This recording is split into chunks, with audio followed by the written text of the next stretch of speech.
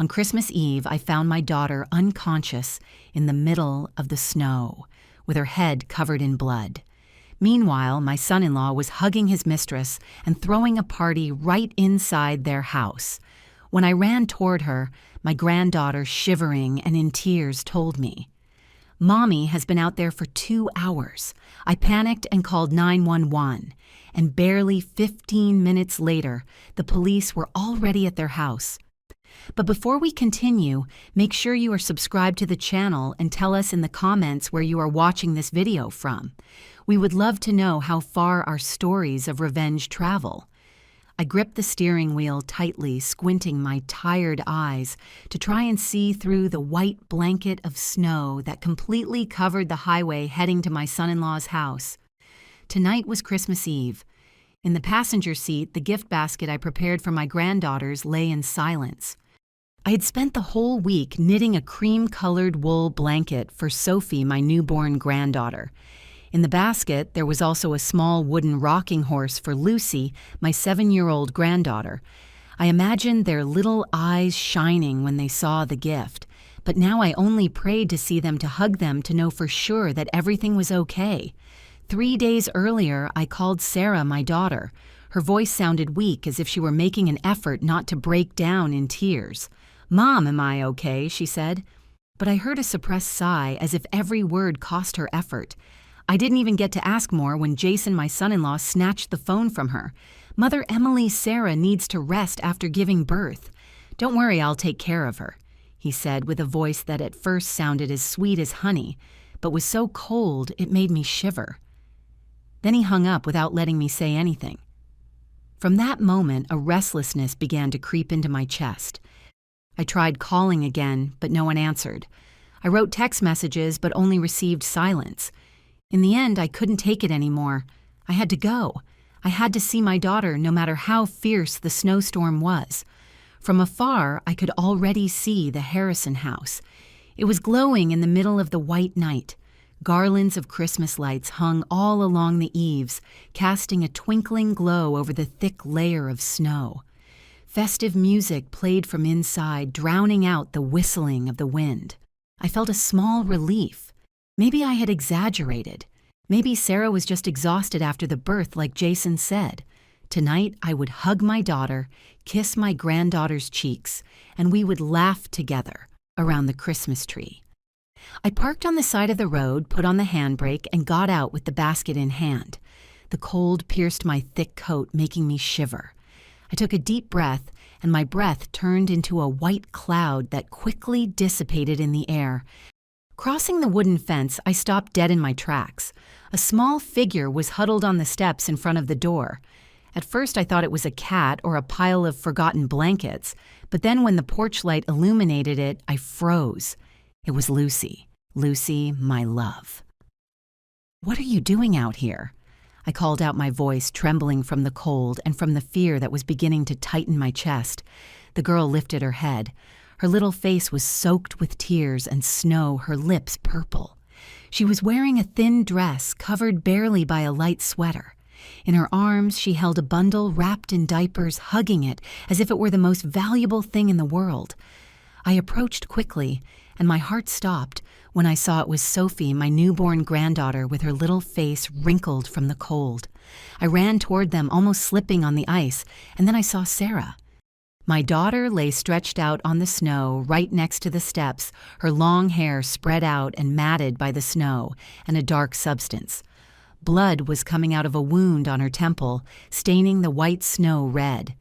Next to her head, a clay flower pot was broken into pieces. Some sharp shards were covered in blood. The gift basket fell from my hands, rolling onto the snow. I dropped to my knees, my trembling hand touching Sarah's freezing cheek. I put my ear to her chest, trying to listen through the pounding of my own heart. The heartbeat was weak, but it was still there. "Thank God," I whispered while tears welled up. Sarah was still alive. "Grandma." Lucy's voice was hoarse, broken by sobs. "Mommy has been lying there for 2 hours. I called her and she didn't wake up. She was very asleep. I stood paralyzed." 2 hours my daughter was here lying in the snow with blood running down her head, while my granddaughter, a girl of barely 7 years, hugged the newborn baby to keep her warm. I couldn't think anymore. I abruptly took off my thick coat and wrapped it over Lucy and little Sophie. "Don't be afraid, my love, your grandma is here now," I said, although I myself was shaking with fear. My hands were freezing, my fingers so numb that I dialed wrong several times before being able to call 911. "Please, please come now. My daughter is hurt. She is lying in the snow at 24 St. Michael Street. Please hurry." I almost screamed at the phone, my voice completely broken. Then I called the police, repeated the address, repeated my plea, as if by not saying it, they wouldn't come. While I waited, I hugged Lucy tightly, trying to transmit some warmth to her. I stroked her hair and whispered to her, "Everything is going to be okay, my love. I won't let anyone hurt you anymore." But then my eyes drifted unintentionally toward the large living room window. Inside the warm light of the Christmas tree twinkled the table full of delicacies, the smell of roast beef and wine floating in the air. Mr. Harrison, Sarah's father-in-law, raised his glass with an exuberant smile as if he were a king. The others laughed and chatted animatedly as if this were a perfect Christmas Eve.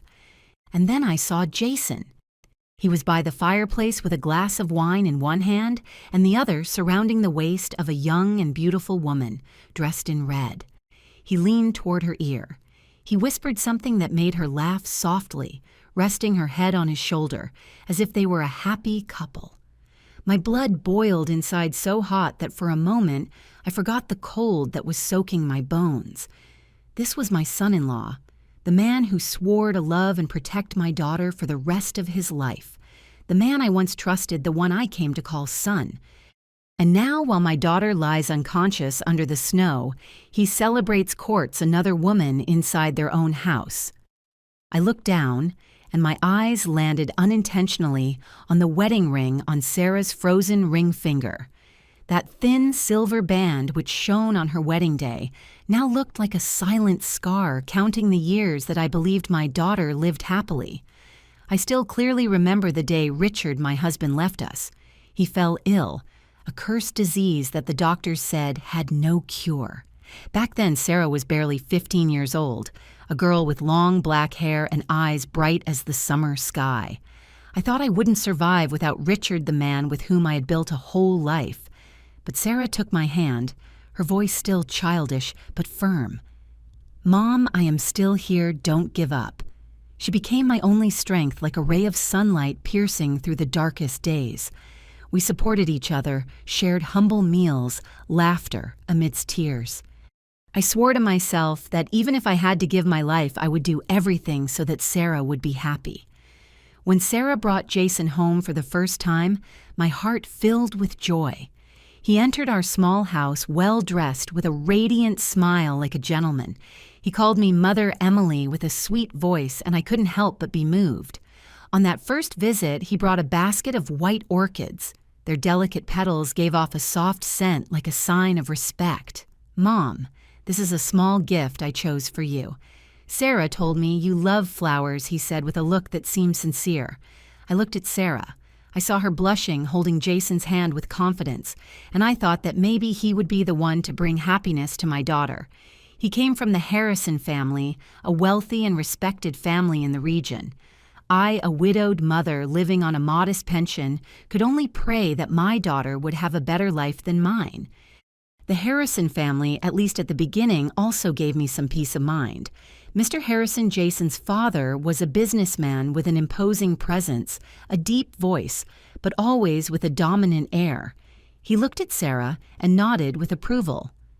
"This girl is very pretty. She fits perfectly with Jason." I felt proud, although deep down his cold stare made me shudder. Mrs. Linda, Jason's mother, was the complete opposite. She was kind, quiet. She always held Sarah's hand with the tenderness of a mother. "You are charming, Sarah. I am very happy that you are entering this family," she said with a warm smile that reassured me. I thought that if the Harrisons treated my daughter like that, I had nothing to worry about. Sarah and Jason's wedding was celebrated in an elegant garden decorated with garlands of white flowers and bright lights. I was there in the simplest dress I had, watching my daughter shine in her wedding dress. Jason took her hand, looked her in the eyes, and swore, "I promise to love you, value you, and protect you all my life." That oath sounded clear and solemn, and both I and the guests were moved to tears. I really believed that my daughter had found a haven of peace. After the wedding, Sarah moved into her husband's house. During the first year, everything seemed perfect. Sarah called me frequently, her voice clear like a little bell. "Mom, today, Jason gave me a bouquet of red roses.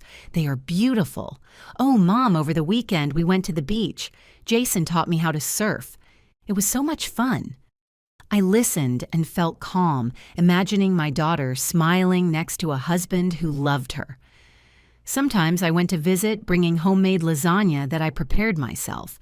Jason always received me with a smile, although sometimes I noticed he got a little impatient if I stayed too long. I told myself that maybe he just wanted time alone with his wife. I never imagined that the cracks were already starting to appear, only I didn't see them yet. The real change began after Lucy was born. I still remember the day Sarah gave birth. I was outside the delivery room. My heart was beating hard between worry and happiness. When the nurse brought Lucy a tiny baby with pink cheeks, I cried. Sarah was lying down, exhausted, but with a brilliant smile, holding her daughter in her arms. "Mom, who does she look like?" "Does she look like me when I was a baby?" she whispered. I nodded with tears running down my cheeks. But Jason, he was just there with a forced smile without saying a word. I thought maybe he was tired or just not used to the role of father yet. Lucy's first month party was the first time I felt the coldness of the Harrison family. Mr. Harrison stood up, raised his glass of wine, and said loudly, "It's okay, a firstborn daughter is also fine. Next time, give a male to the Harrison family." Everyone laughed loudly as if it were an innocent joke. But I saw Sarah lower her head with the smile erased from her face. Linda, sitting next to her, just lowered her gaze in silence, her hands squeezing the napkin tightly. I wanted to say something, defend my daughter.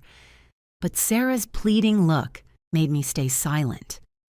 "Mom, it's nothing," she whispered to me later, but I knew it was something. Sarah's calls became less frequent. Her voice was no longer clear or cheerful, but tired, as if every word cost her enormous effort. "I'm just busy taking care of Lucy, Mom. I'm fine." She always said that. But I felt the falseness in every word. I started visiting her more often, bringing food clothes for Lucy, just to be able to see them. Once I saw a bruise on Sarah's wrist. She pulled down her sleeve immediately and smiled forcedly. "Mom, it was from hitting myself accidentally with the crib while carrying Lucy." I wanted to insist, but her eyes full of worry made me back off. On another occasion, while we were talking on the phone, I heard Jason yelling in the background, "What are you gossiping about with your mother again?" His voice was cutting like a blade. Sarah quickly said, "Oh, it's just that there's a movie on TV, Mom," and hung up immediately. I was left with the phone in my hand, my heart beating hard, and a feeling of anguish that wouldn't stop growing.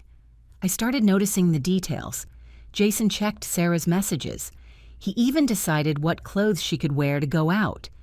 Once I went to visit her and saw her ask him for permission to go to the market with me, and he responded, "It's fine, but be back before 5.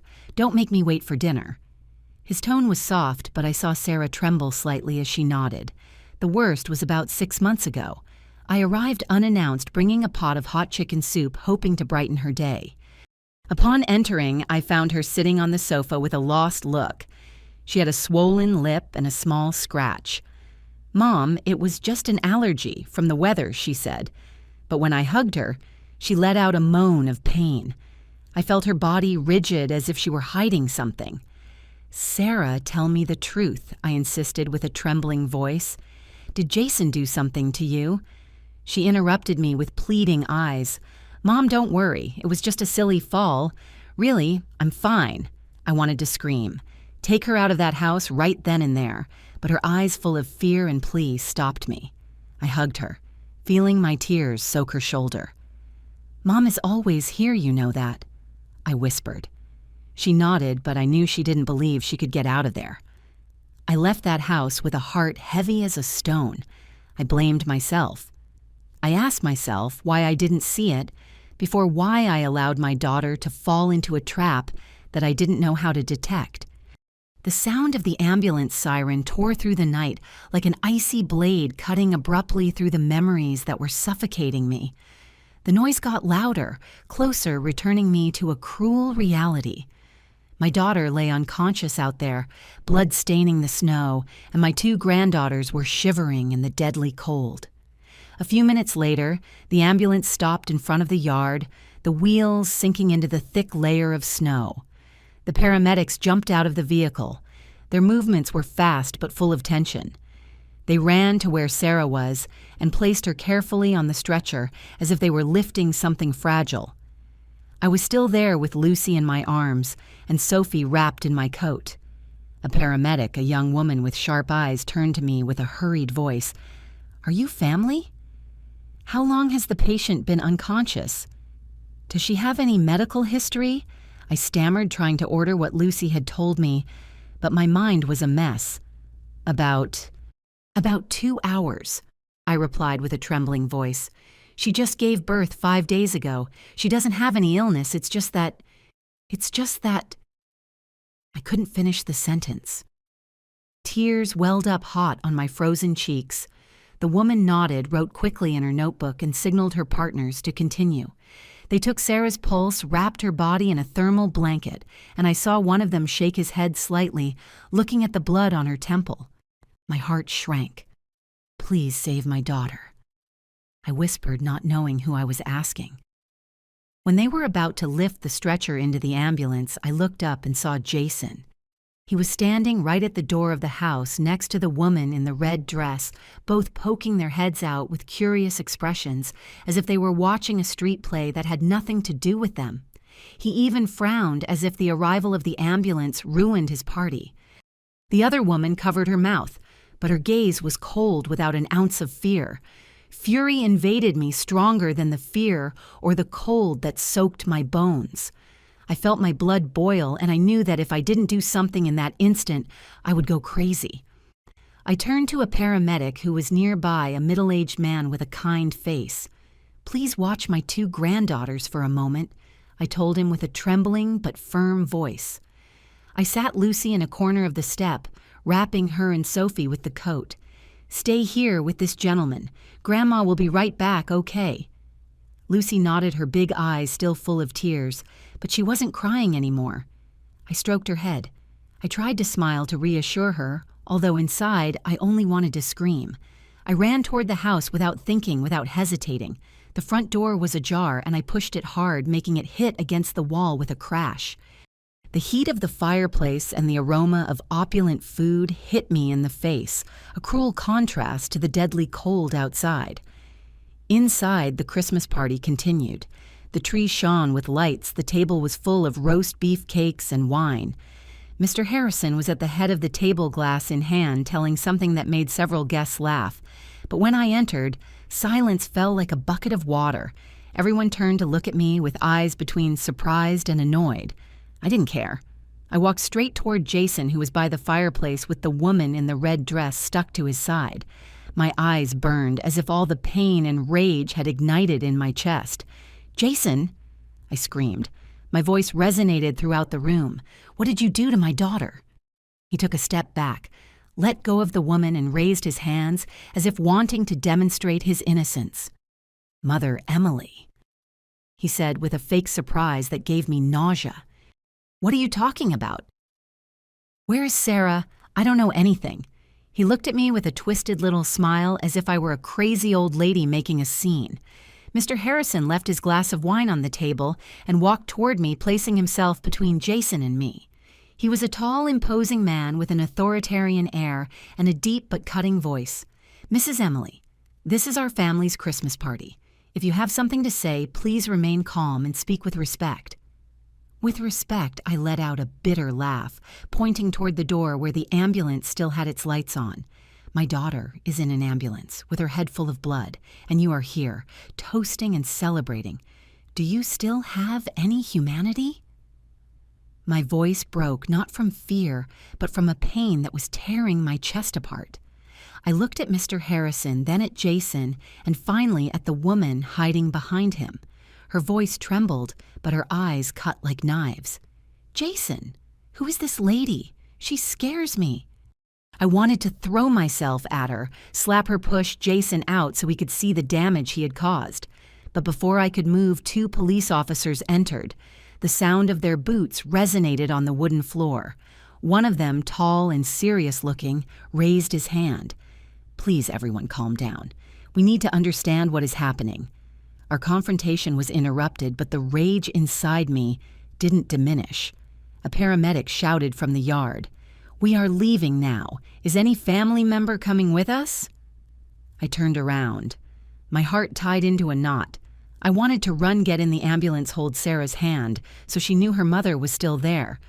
But I couldn't leave Lucy and Sophie alone, and I knew the police would need my statement. I stayed there paralyzed, as if I were being split in two between my daughter and my granddaughters. I took out my cell phone. My hands were shaking so much I almost dropped it. I dialed the number of Betty, my cousin, who lived just 10 minutes away. "Betty, it's me," I said with a broken voice. "Sarah, something happened to her. Can you go to Mercy Hospital right now? Please, I need you to be with her and the girls. I will go as soon as I finish with the police." Betty didn't ask much, just replied, "I'm on my way." Her voice sounded firm, but I knew she was worried too. I hung up, feeling like a weight was lifted off me, although the fear was still clinging to me. I looked back at Lucy, who was still huddled on the stairs with Sophie in her arms. I knelt down and hugged her. "Grandma has to talk a little bit with the police officer, but I'll be back right away. Okay, my love." The girl nodded, but her eyes were empty, as if she had already seen too much for her age. I stood up, handed the girls to the medical staff, and watched the ambulance drive away in the middle of the snowstorm. The red lights faded, and I felt a part of my heart go with them. The police officers asked me to enter the house to give my statement. I walked inside, but this time laughter and music were no longer heard. The atmosphere in the living room was tense, as if my presence had broken the perfect facade of the party. Mr. Harrison was sitting in his large armchair with his arms crossed and a cold gaze like a king annoyed by an interruption. Jason was near the fireplace, hands in his pockets, trying to keep his face serene. The woman in the red dress, whose name I still didn't know, was sitting next to him, hands clasped and looking away. The other guests, perhaps friends or relatives of the Harrisons, looked at each other in silence, not daring to say a word. The young officer with a badge that said Diaz took out a small notebook pen, ready in hand. He looked at Jason with a monotonous but serious voice. "Mr. Harrison, can you tell us what happened to your wife?" I clenched my fists, waiting, hoping that he would let slip a little truth, even if it was a tiny crack. Jason covered his face with his hands, his shoulders trembling slightly, as if he were holding back emotions. "Officer," he started with a broken voice, "I don't understand it myself. We were having dinner, everything was going very well. Sarah said she felt a little tired, that she wanted to go out to get some fresh air. I thought she was just going out to the porch for a moment, but then—" He stopped, shook his head, eyes down as if it hurt too much to keep talking. I looked at him, and I felt my blood boiling. That lie was so fluid it gave me chills. He was acting, and he was acting too well. The girl in the red dress rushed to intervene, her voice soft but calculated. "Yes, officer." Mrs. Sarah seemed a little stressed after the birth. We even suggested she go into rest, but she insisted on going out. She looked at Officer Diaz with eyes shining as if she were going to cry, but I clearly noticed the falseness in every one of her gestures. She had no fear or worry, she was just playing the role of an innocent witness. I couldn't take it anymore. "Lies," I screamed. My voice rumbled through the room, making several guests jump. I'm sure he pushed her. He and that woman threw my daughter and my 2 grandchildren out in the middle of the snow. Look, my daughter's blood is still out there. And you dare say it was a slip? I pointed to the door where the snow still showed dark red stains. Tears welled up, but I didn't wipe them away. I wanted them to see them, to feel my pain, even if it was a little. Officer Morales, older than the other one, looked at me with an expression that mixed patience and annoyance. "Ma'am," he said with a deep but firm voice, "I ask you to calm down. We need to hear all versions to clarify what happened." Then he turned to Jason, signaling him to continue as if my words had no weight. I felt as if I had been slapped, not with a hand, but with their indifference. But then a spark of hope crossed my mind. I remembered the security camera hung in the corner of the front door, small but clearly visible. I pointed to it with an urgent voice. "The camera. There is a security camera there. Check the recording. Everything will be clear." I stared straight into Jason's eyes, and for an instant I saw him hesitate. His gaze quickly passed to Mr. Harrison, but only a second later, Mr. Harrison let out a soft laugh loaded with contempt. "Ah," that he said, turning to Officer Morales with a friendly tone, as if talking to an old friend. "It's just an empty shell, officer. We put it up to scare off thieves. This area is safe. We don't need a real camera." He shrugged with a smile on his lips that I felt like a sharp blade piercing my hope. Officer Diaz nodded and wrote something in his notebook as if Mr. Harrison's words were an unquestionable truth. Officer Morales narrowed his eyes, looked at Mr. Harrison, then looked at me. I saw a spark of doubt in his gaze, but then he sighed and shook his head. "All right," he said with a monotone voice. "We are going to register this as an unfortunate accident. Maybe Mrs. Harrison slipped on the ice. These things happen often in winter." I stood there paralyzed. "Accident," I repeated with a hoarse voice. "My daughter was lying in the snow for 2 hours with blood coming out of her head, and you call that an accident?" I looked at Officer Morales, then at Diaz, waiting for someone to change their mind to ask to check the cameras to do something. But both remained silent. They didn't file a report for aggression. They didn't ask to check the camera. They did nothing. They believed a rich and powerful businessman instead of a mother desperate for her daughter. Officer Diaz closed the notebook and looked at me with an expression that mixed pity. "You should go to the hospital with your daughter," he said with a soft but firm voice. "We will take care of the rest." Take care of what I wanted to scream. Tell them they were letting the culprit go free, that they were abandoning my daughter. But I knew that whatever I said, they wouldn't listen to me. The power of the Harrisons was too great, and I, an old widow, meant nothing to them. When I walked out the door, Officer Morales followed me closely, as if he wanted to make sure I left without causing more trouble. I heard Mr. Harrison speak behind me with that warm tone of a good host. "Thank you, officers, for coming at this hour. I invite you to have a cup of hot coffee before leaving." I turned around and saw him smiling, pointing to the dining table still full of food. Officer Diaz nodded, and Morales just shook his head gently. But neither of them rejected the invitation. The door slammed shut, and I was left alone under the snow. The cold got into my bones, but it was nothing compared to the feeling of failure that oppressed my chest. I looked at the sky. The snowflakes kept falling without stopping, as if mocking my helplessness. From inside the house, the music sounded again, the clinking of glasses, the laughter of those who do not know the pain of others. They continued the party as if Sarah had never existed, as if my daughter's blood on the snow was just a stain that would soon disappear. I drove through the snowstorm with tears mixing with the melted flakes on the windshield. Every turn of the tires sank me deeper into pain. The image of Sarah lying motionless on the white snow, with the blood spreading in a dark red, repeated over and over in my mind. In my ears, the laughter of the Harrison family, the sound of glasses clinking in that illuminated house rumbled like a cruel melody. I gripped the steering wheel tightly, nails digging into my skin, fighting to stay upright. I had to get to my daughter. I had to see her alive, breathing. Otherwise, I feared collapsing. When I ran into the emergency room of Mercy Hospital, the smell of disinfectant and the constant beeping of the machines hit my senses. The first scene I saw was Betty, my cousin, carrying little Sophie wrapped in a white hospital blanket. Betty's face was pale eyes red, but she was trying to stay firm, caressing the girl tenderly. I ran toward her with a broken voice. "Where is Sarah?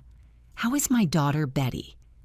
She pointed to a room at the end of the hall covered with a curtain and said with a hoarse voice, "They are giving her a CT scan, sister. The doctor said there is a concussion, but we have to wait for the results to know how serious it is." I turned toward Lucy, my little granddaughter, who was huddled in a blue plastic chair. She was still wearing my thick coat, hugging her knees with an empty gaze fixed on her shoes covered in snow. Betty whispered, "She hasn't said anything since she arrived, sister. She just sits there as if she were afraid that if she speaks, everything will get worse." I felt a stabbing pain in my chest. Lucy, a girl of barely 7 years, had witnessed things that not even an adult like me could bear. I knelt in front of her, trying to smile, although tears threatened to spring forth. "Lucy, my love," I said with the softest voice possible. "Do you want a hot chocolate or something to eat? Grandma will get it for you." She shook her head without looking up, with lips pressed tight, as if she were keeping a secret too big. I sat next to her, put my hand on her shoulder, and felt her little body still trembling. I didn't know what to say or what to do to ease her pain. The only thing I could do was be there next to her so she knew she wasn't alone. A nurse came out of the newborn care room with a bottle of warm milk in her hand. She handed it to Betty with a soft voice. The baby showed slight signs of hypothermia, but we already kept her warm. "She is fine now, she was just a little hungry." Betty nodded and gave the bottle to Sophie carefully, although I noticed her hands were shaking. I observed that tiny being in her arms, her wrinkled little face taking the bottle nipple. She was barely 5 days old, and she had already had to endure freezing cold being abandoned in the open, all because of the cruelty of those who were supposed to love her. I turned, letting the tears fall.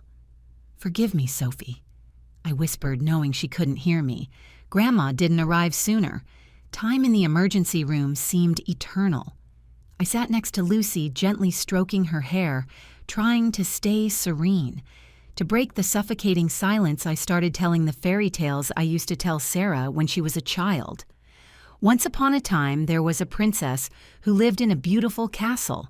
I said with a slow voice, but an evil witch locked her in a dark forest. She was very scared, but she didn't give up. And one day, a brave prince found her, defeated the witch, and brought her back to the light. I recounted, hoping my voice could pull Lucy out of the darkness surrounding her. After a long while, Lucy spoke with a hoarse voice, low like a whisper. "And why didn't the prince save Mommy Grandma?" That question was like a stab straight to the heart. I looked at her, saw her big eyes full of tears, and knew she wasn't just talking about the story. She was asking about Sarah, about the father who pushed her mother, about the adults who had left her and her little sister in the middle of the snow. I hugged her hard, trying to hide my tears. "Tell me, my love," I whispered. What happened before Grandma arrived? Lucy hesitated and then began to speak her story, broken by sobs. We were having dinner, everyone was laughing a lot. Then the doorbell rang. She came in, she said her name was Jessica. She was wearing a red dress. "Very pretty, Grandma." She hugged her belly and told Daddy she was carrying a little brother for me. Grandpa Harrison laughed loudly.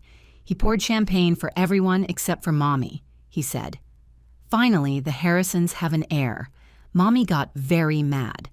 She said Mrs. Jessica was a liar and to get out of the house, but Daddy yelled at Mommy. He said, "If you can't give me a son, let another woman do it. Don't touch her or my son." Mommy tried to push Jessica toward the door.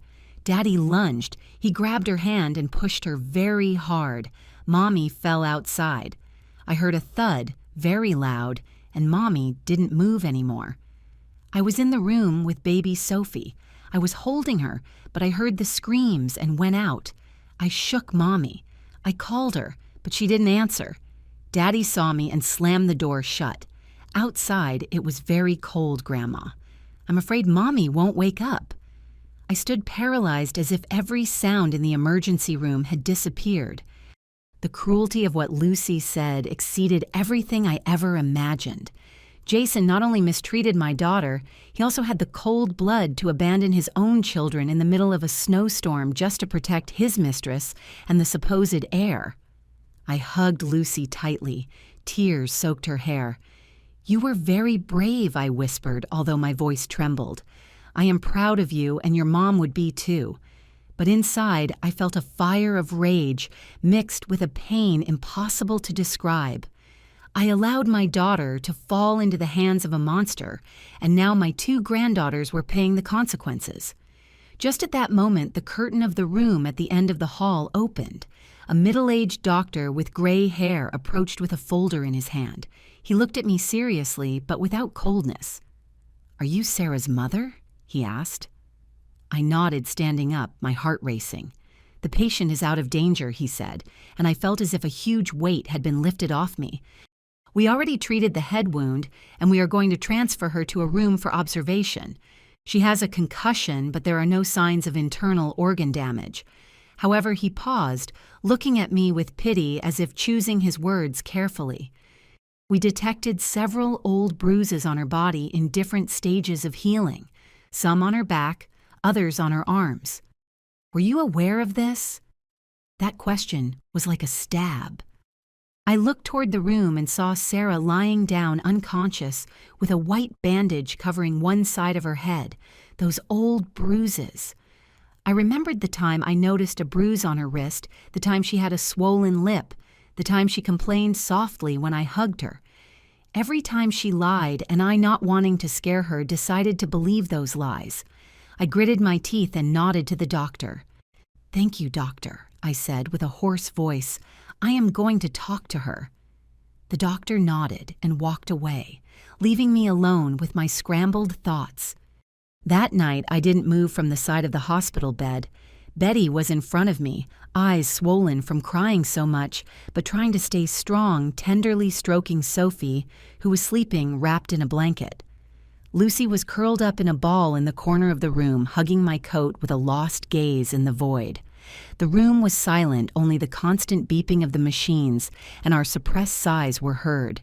When the first rays of dawn sneaked through the slit in the curtain, Sarah moved slightly, opened her eyes, squinting from the light, and the first thing that came out of her dry lips was, "Where are Lucy and Sophie, Mom?" Her voice was weak, but the worry in it squeezed my heart. I looked at her, her eyes still clouded by medication and pain, but the love for her daughters kept burning strongly like a flame that never goes out. "They are safe over there in the corner," I replied, but my voice sounded colder than I thought. "But you are not safe, Sarah." I didn't want to sound harsh, but the pain, the rage, and the helplessness of the previous night still oppressed my chest. I looked at her, saw the white bandage on her head, saw that pale face I kissed thousands of times when she was a child. She wasn't safe, and I couldn't pretend everything was okay. Sarah tried to sit up, but the pain of the wound made her frown and bring her hand to her head. "It was just an accident, Mom," she murmured with a trembling voice. I slipped the snow, was very slippery. That well-known lie gave me chills. How many times had I heard something similar from her mouth? I hit myself with the door. It's an allergy from the weather. Every time I wanted to believe her because I was afraid of facing the truth of losing her forever. But now, after everything that happened, I couldn't let her keep escaping. I didn't argue. I simply pulled the chair closer in silence and took my daughter's freezing hand. "Oh yeah," I said with a serene voice but as sharp as a razor. "And what about the bruises on your back and the faint scar on your arm? Were they also from slipping?" I looked her straight in the eyes without letting her look away. Sarah remained silent, with lips pressed tight, blinking fast as if trying to hold back tears. I took a deep breath and started to tell. I told how I found Lucy huddled in the cold with purple lips hugging little Sophie tightly to give her warmth. I repeated every word Lucy had told me with that little trembling voice, while she told how her dad, Jason, yelled at her mom, how he pushed her to the ground covered in snow and then slammed the door, leaving the three of them under the storm. I told about Jessica, the woman in the red dress, and how the whole Harrison family celebrated the arrival of the unborn heir, as if Sarah and her daughters were worth nothing. Every word I said was like a stab, not only for Sarah, but also for my own heart. "Listen to me well, Sarah," I said, looking her in the eyes with my voice breaking from emotion. "Last night, Lucy asked me why didn't the prince come to rescue Mommy Grandma. Do you know what that means? You are teaching your daughter that a woman must endure that being mistreated is normal. Do you want Lucy and Sophie to grow up in a house where they are belittled just for being women? Do you want them to live in fear, watching their mother be beaten and humiliated every day?" I stopped with tears running down my cheeks, but I didn't wipe them. I wanted my daughter to see them, to feel my pain, Lucy's, all of ours. My words were like daggers breaking the shell Sarah had built for so long. That shell shattered into pieces. My daughter broke down in tears, a heartbreaking cry with sobs, loaded with years of accumulated pain. "Mom." "I'm sorry," she stammered, squeezing my hand tightly. "I didn't want to, I just wanted to keep the family together. I didn't want Lucy and Sophie to grow up without their dad." That confession was like a deep, painful cut. I looked at her and saw her fragility, her fear, but also the immense love she felt for her daughters. I hugged her trembling shoulders, pulled her toward me like when she was a child, when a mom's hug could cure any wound. "A broken home can be worse than hell, daughter," I whispered with a broken voice. "Being silent is not sacrifice. Being silent is complicity. You have to stop Sarah, not for you, but for Lucy, for Sophie, and also for yourself." I stroked her hair, feeling her tears soak my blouse. Hearing her name, Lucy lifted her head from the corner of the room, looking at her mother with shy eyes. In that look, I saw love, but also fear, as if she were waiting for a sign that everything was going to be okay. Sarah saw those eyes, and I knew that moment changed everything. She wiped her tears, took a deep breath, and said with a weak but firm voice, "Mom, help me. I want a divorce. I want to sue him." Those words were like a ray of light in the middle of darkness. I nodded, feeling a huge burden lifted off me. "It's okay, my love," I said firmly. "I am here, and we will do it together." Immediately, I took the cell phone and dialed the number of Mr. Ramirez, a lawyer I knew from my days in the administrative office. He is a trustworthy man, and I know he won't hesitate to face the Harrisons, however powerful they may be. While I waited for Mr. Ramirez, I turned to Betty. "Can you help me with something I asked her? Record what Lucy says, but gently and only if she agrees." Betty nodded, took out her cell phone, and sat next to Lucy. "Lucy, do you want to tell me what you told your grandma?" she asked with a soft voice. Lucy looked at me, then looked at her mom, and after a few seconds of hesitation, nodded her head. I turned around. I didn't want the girl to see me cry. A 7-year-old girl forced to witness her own father's crime. That was too cruel. But I knew that Lucy's words would be our most powerful weapon. I also asked the nurse to call the doctor. When he returned, I told him with a firm voice, "Please make a detailed report of my daughter's injuries. Record the recent head wound and also the old bruises you found. I want everything clearly documented." The doctor looked at me with a mix of surprise in his gaze, but nodded. "I understand, ma'am. We will do it immediately." I felt seriousness in his voice, and that gave me a little hope. When Mr. Ramirez arrived, I told him the whole story from finding Sarah in the snow to what Lucy had told. He listened attentively, taking notes carefully, and when I mentioned the security camera that the Harrison family said was fake, he frowned. "This is not simple, Mrs. Emily," he said. "The Harrisons have money and contacts. But if we get the medical report and Lucy's testimony, we have a chance. I am going to start preparing the lawsuit and the divorce proceedings immediately." I nodded, feeling as if a small flame was lit inside me.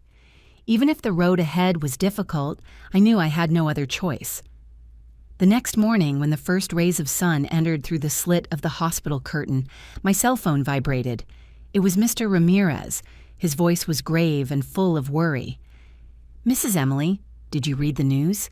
The Harrison family is not going to sit idly by. Maybe they already know about the lawsuit and are starting to move. I felt my heart sink as if an invisible hand squeezed it. Before I could respond, Mr. Ramirez continued. Go to the nearest newsstand, read it, and then call me. We have to plan urgently.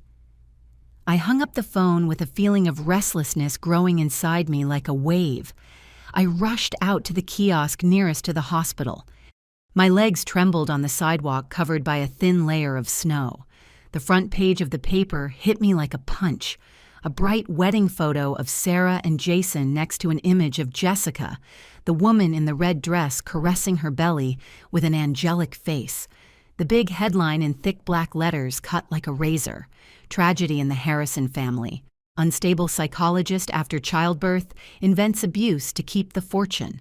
I stood paralyzed hands trembling, holding the newspaper eyes scanning every poisonous word. The article cited a close source undoubtedly fabricated by the Harrisons, ensuring that Sarah suffered from severe postpartum depression, had delusions and unfounded jealousy toward Jessica, a very dear friend of the family. They painted a picture in which I, an ambitious mother-in-law, had manipulated my daughter to stage this farce in order to extort the rich political family. They explained Sarah's wounds as self-inflicted during an episode of hysteria. I felt my blood freeze not from the cold, but from the cruelty of so many lies. I returned to the hospital with the newspaper still clutched in my hand, my heart as heavy as if I were carrying stones. When I told Sarah, she just kept silent, gazing lost in the window. "They won't stop, Mom," she whispered with a hoarse voice. "They will do whatever it takes to win." I wanted to comfort her, but I also felt sunk in despair. The media storm arrived faster than I imagined. Social networks exploded with malicious comments. They called Sarah a poisonous viper, a sick gold digger. They called me a witch, an ambitious old woman. Even when I returned to my small apartment that night, I found the door full of rotten eggs with an unbearable stench. There was a paper stuck with scribbled letters. Disgusting lie. Get out. I stayed there in the middle of the dark hallway with tears running down my face, but not from fear, but from the helplessness before the cruelty of the world. The day Sarah left the hospital, we had to face a crowd of reporters waiting at the entrance. They pointed their cameras straight at our faces, shouting questions like knives. "Miss Sarah, is it true you attacked your husband, Mrs. Emily? How much money did you demand from the Harrison family?" I hugged Lucy tightly, using my body to protect Sarah and little Sophie, trying to make our way through the people to get into a taxi. Lucy trembled in my arms, and Sarah lowered her head as if wanting to disappear from the world. When the car started, I looked out the window and saw the flashes keep firing nonstop as if they were hunting beasts that never give up. I took Sarah's hand and whispered, "I am here, my love. We are going to get through this." But deep down, I wasn't sure I could keep that promise. The first hearing took place in a dense atmosphere, as if the weight of the entire world were on our shoulders. The room was cold. The gray walls seemed to absorb all my hope. The Harrisons' lawyer, a middle-aged man named Vargas, entered with a confident smile and an expensive suit. He was an old fox, every word, every gesture perfectly calculated. Mr. Ramirez, our lawyer, had prepared thoroughly, but I saw the worry in his gaze when Vargas began to speak. The medical report we requested from the doctor. Vargas stood before the judge with a voice smooth as honey. "Old bruises. With all due respect, Your Honor, we all hit ourselves accidentally sometimes. My client, Mr. Jason, even presents several scratches on his arm caused by his wife during episodes of postpartum alteration. He showed some photos of Jason's arm with some slight scratches magnified as if they were irrefutable proof." I looked at Sarah. I saw how she clenched her fists, lips trembling. I wanted to scream that it was a lie that Jason was the one who hurt my daughter, but I knew that in that room the truth was not something easy to hear. Lucy's testimony, in which I had placed all my hopes, was also destroyed mercilessly by Vargas. He called the girl to the stand with a sweet voice but full of traps. "Lucy, do you love your mommy? Do you often hear stories from your grandma?" When the girl nodded, he smiled and looked at the judge. "Your Honor." A 7-year-old girl influenced by her grandmother can easily repeat stories that are not true. He asked her tricky questions like, "Are you sure your daddy pushed your mommy, or did you just see her fall?" Lucy got confused, eyes full of tears, and then broke down crying right there.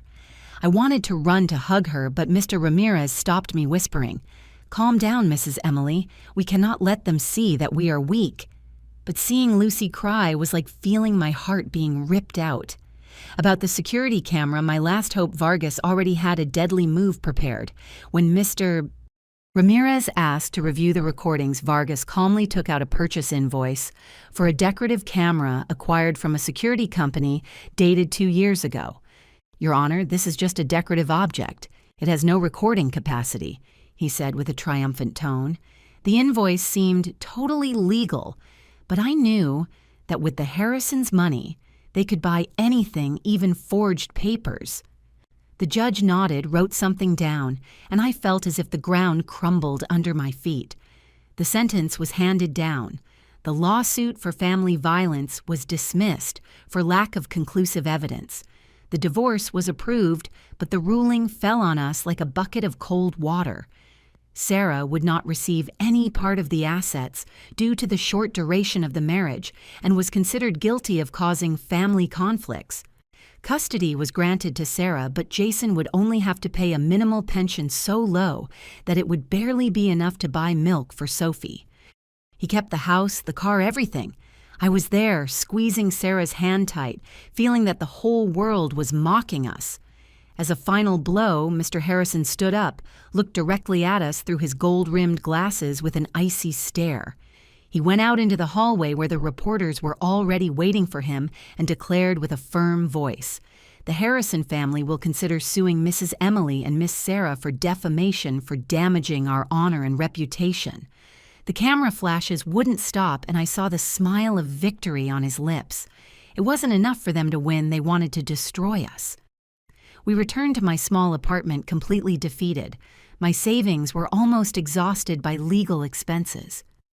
Sarah sat silently on the sofa, hugging Lucy, and Sophie gazing lost in the window where the snow kept falling. Lucy fell asleep in her mother's arms, and Sophie barely moved. Her soft crying reminded us that we had nothing left, only ourselves. I sat next to Sarah. I wanted to say something to comfort her, but I had a lump in my throat. Justice was not on our side. The power and money of the Harrisons had won. A few nights after the trial, when the whole house was asleep, I was still sitting in the kitchen under the dim light falling on the lawyer's receipts piled on the table.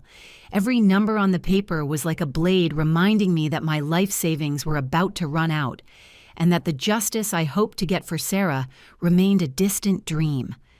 Suddenly, knocks were heard on the door, soft and timid, as if whoever was outside was afraid of waking the whole world. I was startled. My heart was beating fast.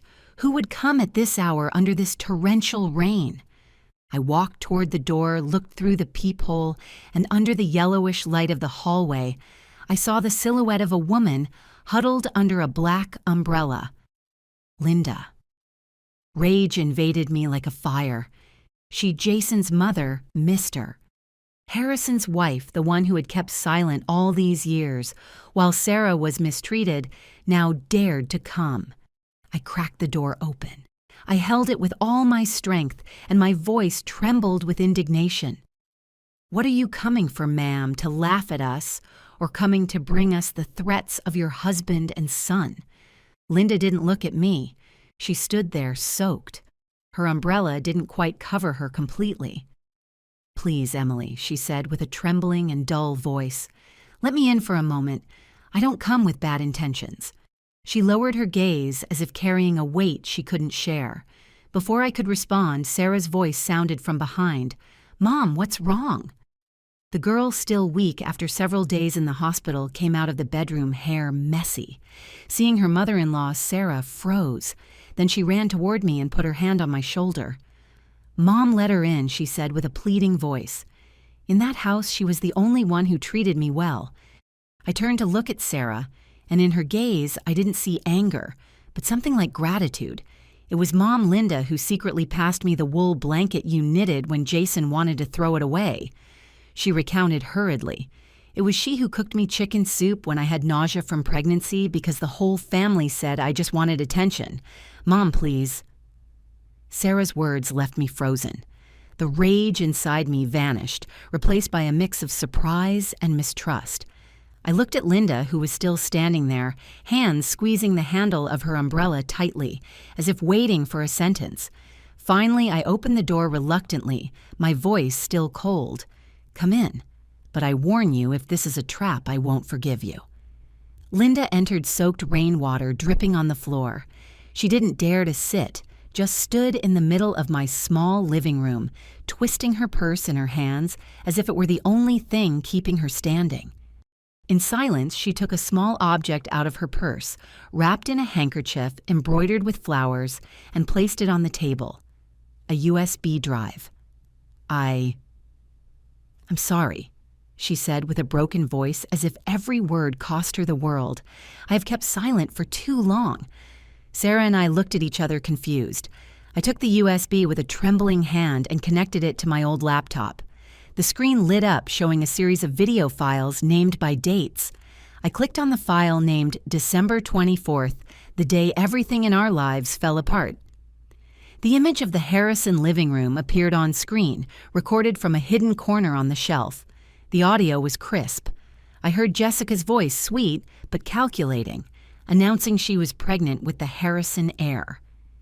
Cheers from Mr. Harrison were heard, the clinking of glasses. Then Jason's voice, cold and ruthless, yelling at Sarah, "If you can't give me a male son, let another woman have it." And then the scene that made me feel like my heart stopped. Jason pushed Sarah hard toward the door. She fell, hitting her head against a flower pot, and the dry sound of the blow rumbled. The door was heard slamming shut, leaving Lucy and Sophie outside under the snow. Trembling, I opened other files.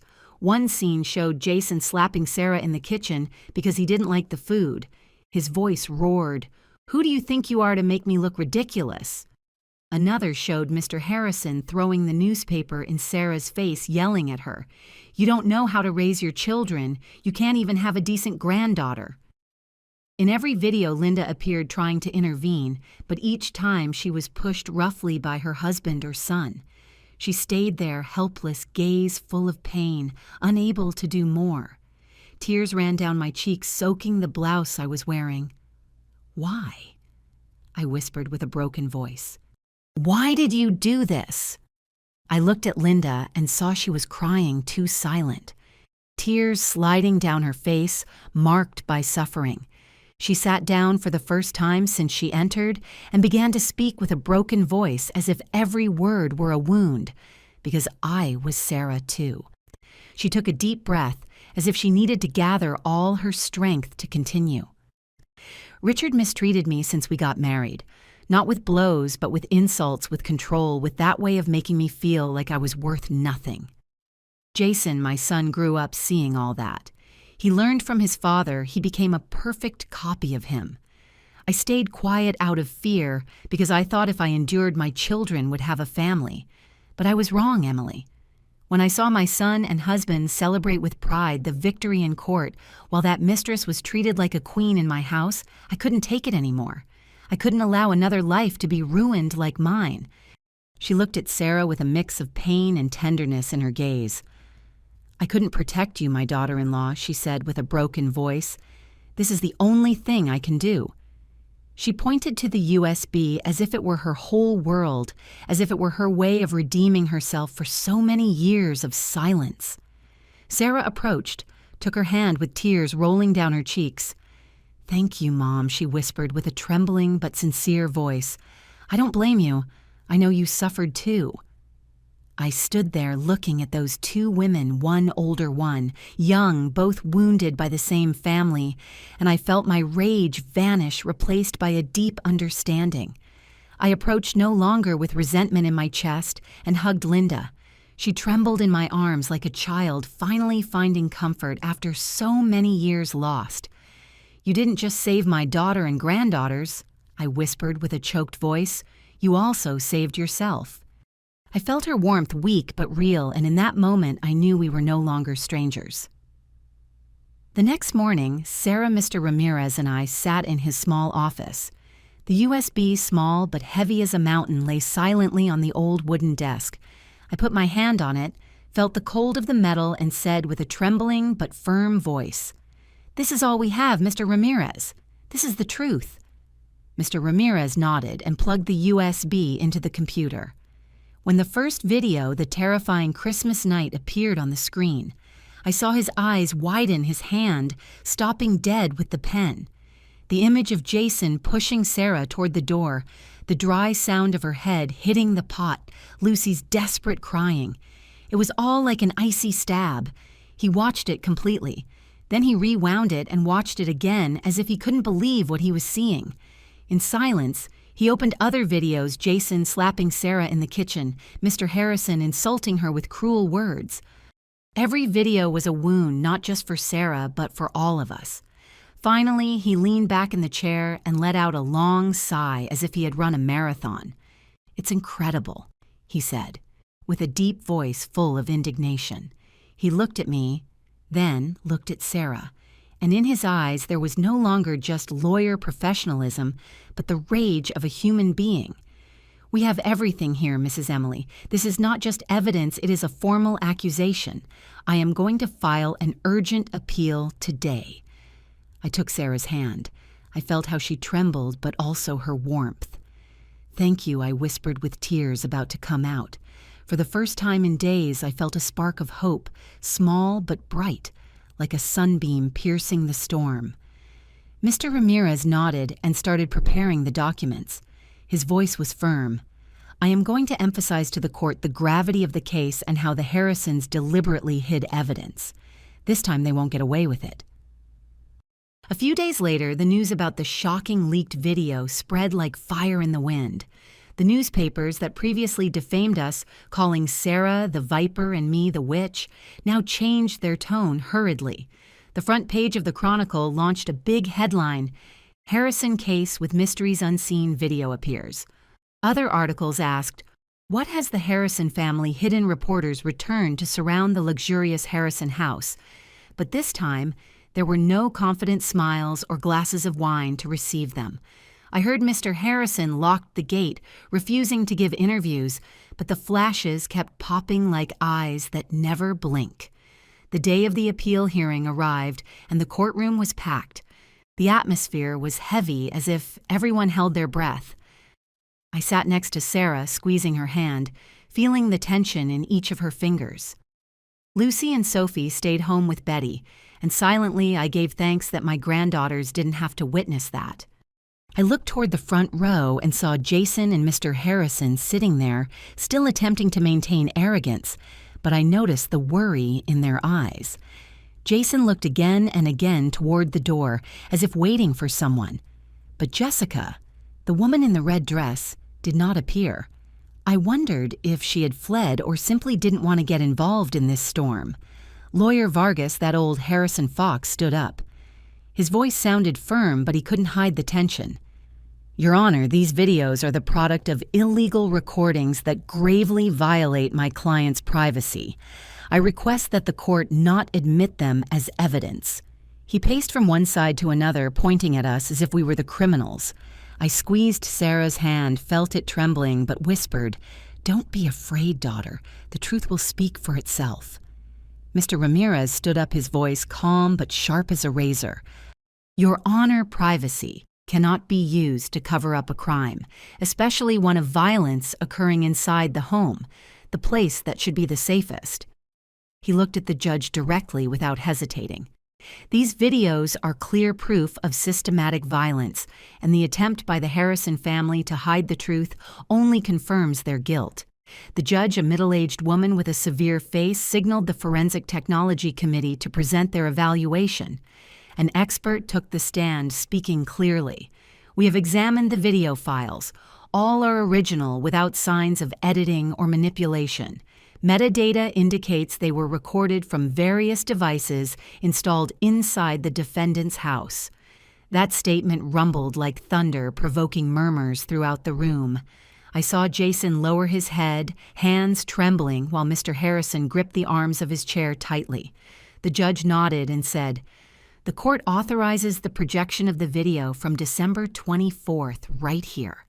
As the big screen rose, the entire room fell into complete silence. Jason's screams, Lucy's desperate crying, the cold and violent slam, everything resonated through the room. I looked at Sarah, saw how she pressed her lips together tightly, tears running down her cheeks without making a sound. I took her hand, trying to transmit some strength to her. When the video ended, whispers were heard throughout the room, and I saw Mr. Harrison lower his head while Jason collapsed on the table, covering his face with his hands. Vargas stood up, but his voice no longer had the same confidence. This is nothing more than a family conflict that got out of control. My client was very stressed, But before he could finish, Mr. Ramirez interrupted him. His voice thundered like lightning. "We call the next witness Mrs. Linda Harrison, wife of Mr. Richard Harrison." The room exploded in murmurs. Jason and Mr. Harrison turned abruptly, their faces full of horror, seeing Linda dressed simply but with dignity, walking calmly toward the stand. I observed her noting the slight tremor in her hands, but in her eyes there was determination, as if she had waited all her life for that moment. Her voice at first trembled, but as she spoke, it became increasingly firm. "I confirm that these videos are real." She began looking directly at the judge, "But I want to say something else. For 40 years, I lived under the control and psychological abuse of my husband, Mr. Richard Harrison. He made me feel I was worth nothing, and my son Jason learned from his father." She turned toward Jason with a gaze full of pain but without a trace of fear. "I was wrong to stay silent. My silence turned you into a monster just like your father." Her testimony was like the final blow, breaking all lies. Jason lowered his head, shoulders trembling, while Mr. Harrison remained motionless like a stone statue forgotten by time. I looked at Linda, feeling a mix of gratitude and sadness. She had paid with her whole life to be able to be there and tell the truth. The court handed down the sentence. Jason Harrison was sentenced to 5 years in prison for family violence, intentional injury failure to assist, and defamation. Mr. Harrison received a 2-year suspended sentence and a heavy fine for covering up crimes and falsifying evidence. The previous divorce sentence was annulled. The court issued a new resolution.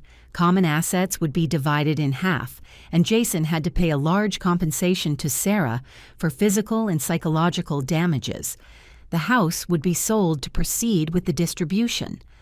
When we left the court, the sun was shining warm and radiant.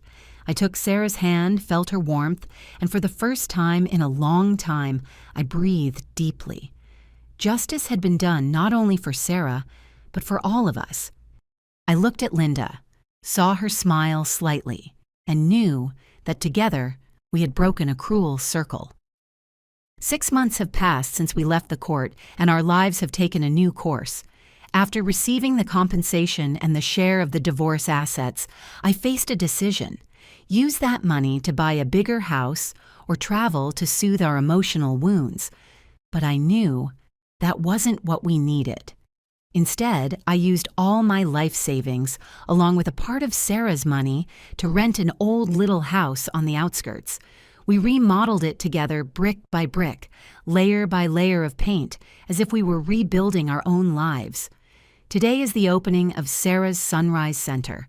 The name was Sarah's idea, a declaration that she is no longer a victim, but someone who brings light to other people. It is a place of refuge, psychological counseling, and free legal support for women suffering domestic violence. Upon entering the house smelling of fresh paint and white lilies, I felt my heart lighter. Sarah personally decorated the care room. She painted the walls a soft mint green, placed comfortable armchairs, and a play corner for children. There is a small wooden sign with the phrase, "You are not alone." I looked at those words, and tears threatened to come out, but this time they were tears of pride. The opening wasn't ostentatious. There were no banners or fireworks, just the warmth of those closest.